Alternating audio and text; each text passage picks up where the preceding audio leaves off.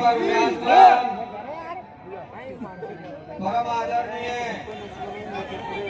आज के कार्यक्रम के मुख्य अतिथि हम सब के लाडले जवाहर सिंह जी बेड़म साहब, राज्य मंत्री, गृह राज्य मंत्री राजस्थान सरकार, आदरणीय महेंद्र खेड़ला जी, डॉक्टर ज्ञान सिंह गुर्जर जी, नादान सिंह खटाना जी, जीतू कटारिया जी, मेरे साथी रामीर जी सरपंच साहब, शंभूलाल खेड़ी जी,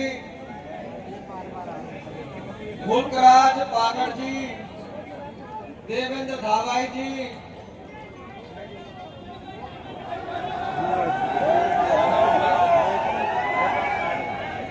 फोटो सही ढंग से नहीं आ रहा।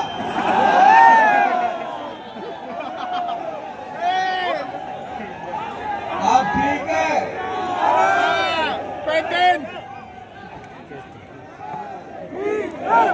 मेघराज गोकर्ण जी, सोम सिंह जी, डॉक्टर गोविंद गुर्जर जी, हमारे सांस्कृतिक कार्यक्रम के गायक गोपी भागपुर जी, भूपेंद्र खटाना जी, समय पीलवाल जी, महेंद्र जी खेड़ी साहब, और मेरे सामने विराजमान मेरे जोशीले युवा साथियों,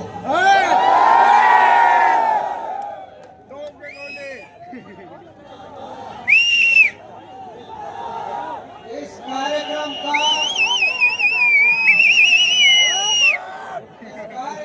बहुत ही शानदार आयोजन करने वाली गुर्जर एकता संगठन की पूरी टीम, और मैं तो ये कहूँगा जयपुर को तो बढ़ते बढ़ते पूरे देश में घूमो।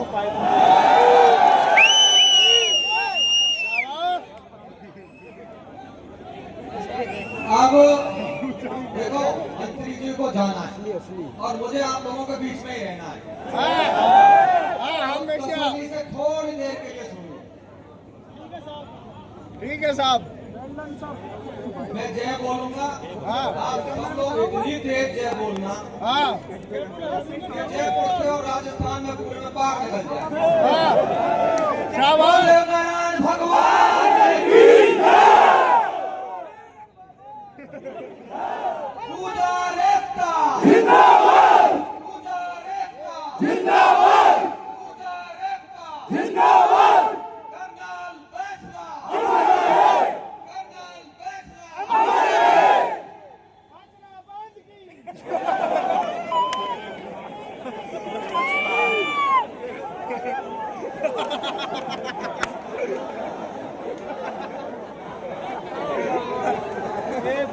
देखो साथियों, 5 मिनट के लिए धैर्य रख लीजिए, फिर खूब जयकारी कर लें। और आप ये जो सुनो, आप सब पीछे हट भाई, आप है ना, पहले आप व्यवस्था बनाओ।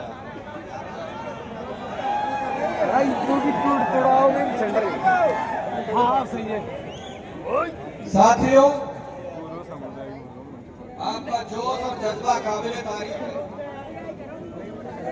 गुर्जर एकता संगठन और हम पूरे समाज की तरफ से मंत्री जी का स्वागत और सम्मान करते हैं दिल से। और मंत्री जी, हम तो घर में बैठे हुए हैं, आपसे बड़ी उम्मीदें हैं। वैसे तो बहुत से लोग एलिगेशन लगाते हैं मंत्री जी पर, विरोधी हैं जो बहुत तरह तरह के लांछन लगाते हैं, लेकिन मैंने देखा है आपकी कार्यशैली को, इस पूरे राजस्थान ने देखा है आपकी कार्यशैली को। किसानों की, युवाओं की, पिछड़ों की, वंचितों की जो आप आवाज बन करके आज जो आप काम कर रहे हैं, आपके मुंह पर बढ़ाई नहीं कर रहा, वास्तव में पीठ थपथपाई का काम कर रहे हैं आप। बिल्कुल।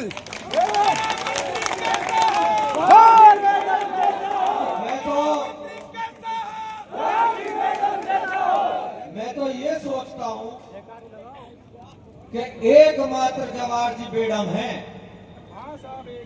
देवनारायण भगवान कृपा करे ऐसे 4-5 और जवाहर बेड़म हो जाए ना, तो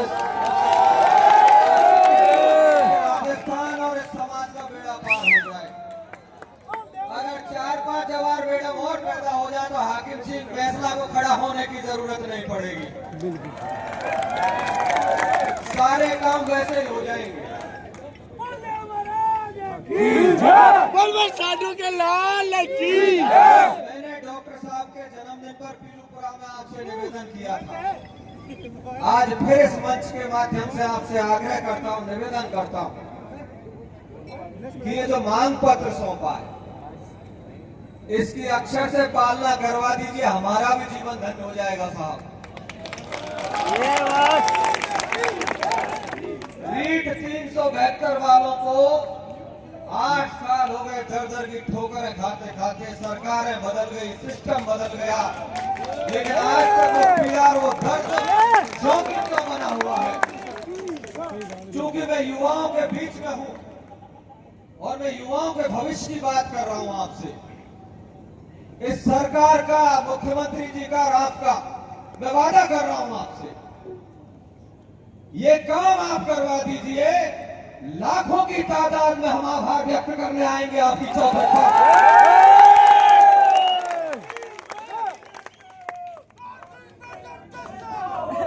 8 जून को समझौता हुआ था सरकार और प्रशासन के साथ में।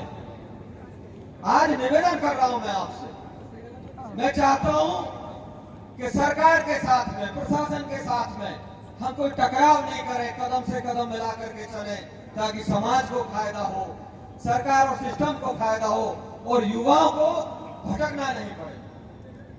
तो मैं आपसे इस मंच के माध्यम से रीट 372 कंप्यूटर अनुदेशक के 300-400 पद गायब हो गए साहब, और हमारा तो वाकई में कोई धनीधोरी नहीं है। कर्नल बैसला साहब थे तो हमें कोई चिंता ही नहीं थी।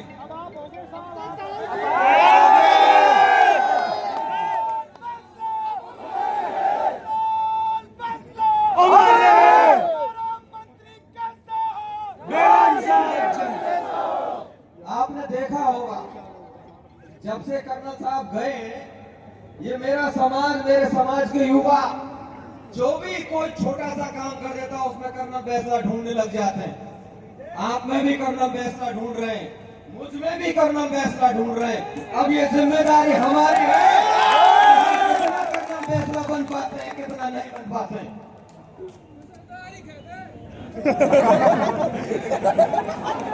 एक बात और आपसे कहना चाहता हूँ, ये जो आपने मोबाइल हाथों में पकड़ रखे हैं ना, इसमें बड़ी ताकत है। 3-4 महीने पहले हमको बहुत कम लोग जानते थे,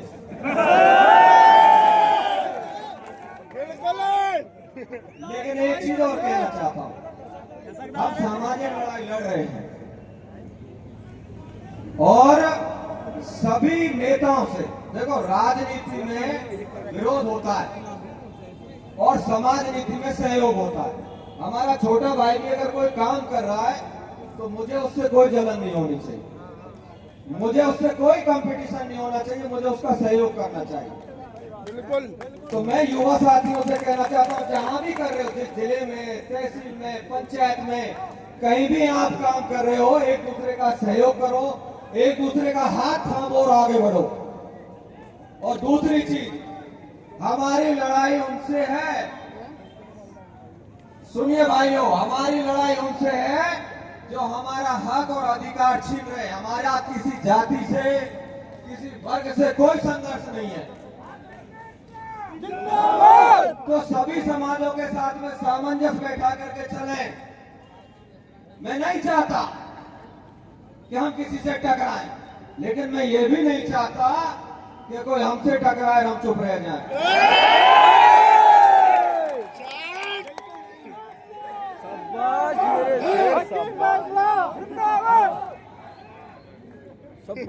ज्यादा समय नहीं है, मैं आपसे पूछना चाहता हूँ, ले लो, आपका ले लो भाइयों, मैं समाज का ठेकेदार नहीं,